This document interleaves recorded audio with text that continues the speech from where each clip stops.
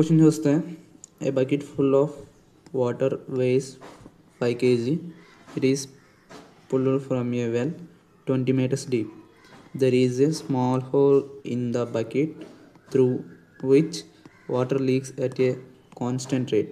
If it is observed that for every meter the bucket loses 0.2 kg mass of water, then the total work done in pulling the bucket up from the well is g is equals to 10 meters per second. Okay, మనకి క్వశ్చన్లో ఏమిచ్చాడంటే ఒక bucket ఉందంట. ఆ bucket of water ఉంది, దాని mass 5 kg. Okay, ఇప్పుడు దీన్ని ఒక 20 మీటర్ డీప్ ఉన్న వెల్ నుంచి పైకి లాగుతున్నాడు. సో ఇందులో క్వశ్చన్లో ఏమి ఇచ్చాడంటే మళ్ళీ ట్విస్ట్, ఈ బకెట్కి ఒక హోల్ ఉందంట. ఆ హోల్ నుంచి వాటర్ 0.2 kg పర్ మీటర్ వస్తుంది. అంటే ఒక మీటర్కి 0.2 kg వాటర్ అనేది బయటకు వచ్చేస్తుందంట. ఓకే, ఇప్పుడు ఏమన్నాడు మనకి క్వశ్చన్లో, ఈ బకెట్ పైకి వచ్చేసేటప్పటికి రావడానికి అంత వర్క్ డన్ అయ్యిందని అడుగుతున్నాడు. ఇప్పుడు అందరూ ఎలా చేస్తారంటే, ఇప్పుడు 5 kg కదా, 20 మీటర్స్ కదా, 20 మీటర్స్ కదా,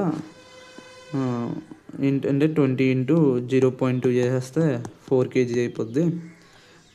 టోటల్ మాస్లో నుంచి 4 kg చేస్తే 1 kg ఉంటుంది. కాబట్టి డబుల్ ఈజ్ ఈక్వల్స్ టు MGHలో పెట్టేసి M1 ఇంటూ 10 ఇంటూ 20 చేసేస్తే 400 జూల్స్ అవుతుందని అంటారు. కానీ ఇది మొత్తం టోటల్లీ రాంగ్ అనమాట.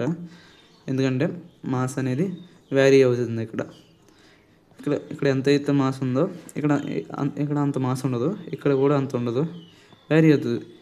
ఇక్కడ 5 kg ఉంటే ఇక్కడ 4 kg ఉంటుంది, ఇక్కడ 3 kg ఉంటుంది, 2 kg ఉంటుంది.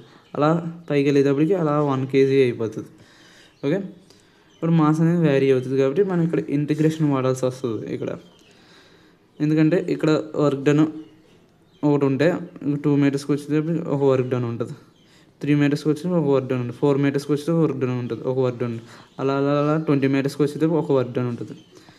కాబట్టి ఇవన్నీ టోటల్ చేస్తే మనకు అసలు వర్క్ డన్ వస్తుంది. కానీ ఇదంతా టోటల్ చేయడానికి మనకి చేయలేము, టైం వేస్ట్ పని. కాబట్టి మనం ఇంటిగ్రేషన్ వాడతాం. ఓకే, ఇప్పుడు దీన్ని అందాక ఎక్స్ అని అనుకుందాం, ఎక్స్ మీటర్స్ అని అనుకుందాం. దీంట్లో స్మాల్ పార్ట్ ఏమవుతుంది, డిఎక్స్ అవుతుంది. ఓకే, ఇప్పుడు వర్క్ డన్ ఫార్ములా తెలుసు, F is equals to W is equals to FS. Okay, small work done అంతా dW is equals to F into dx అనమాట. ఇప్పుడు ఫోర్స్ ఈజ్ ఈక్వల్స్ టు ఎంత, mg. m అనేది variable అని అనుకున్నాం, అప్పుడే కాన్స్టెంట్ కాదు. ఇప్పుడు m వాల్యూ ఏంటి, m is equals to 5 kg minus 0.2 into X. అది అర్థమైంది కదా. అంటే 5 kg మైనస్ 0.2 ఇంటూ ఎన్ని మీటర్స్ ట్రావెల్ అయింది అంత తీసేస్తే అంత డిస్టెన్స్లో ఎంత మాస్ ఉన్నదని తెలుస్తుంది. ఇది m యొక్క వాల్యూ. ఓకే, ఇందులో సబ్స్టిట్యూట్ చేస్తే F is equals to 5 minus 0.2x into g అవుద్ది. ఓకే, ఇప్పుడు దీన్ని వర్క్ డన్ ఫార్ములాలో సబ్స్టిట్యూట్ చేద్దాం.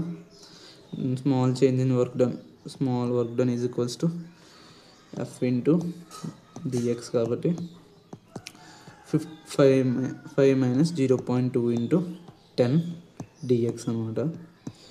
dw is equals to 10 multiply చేసేస్తే 0.2x కదా, అదే 50 మైనస్ 2x అవుద్ది into dx. dw is equals to integration చేద్దాం.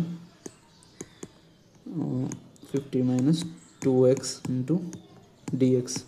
ఇక లిమిట్స్ ఏం తీసుకోవాలంటే మనకు తెలుసు, మనం స్టార్టింగ్ 0 నుంచి 20 మీటర్స్కి వెళ్తున్నాం కాబట్టి 0 మీటర్ నుంచి 20 మీటర్స్కి వెళ్తున్నాం కాబట్టి ఇవే లిమిట్స్ అవుతాయి, 0 to 20 మీటర్స్.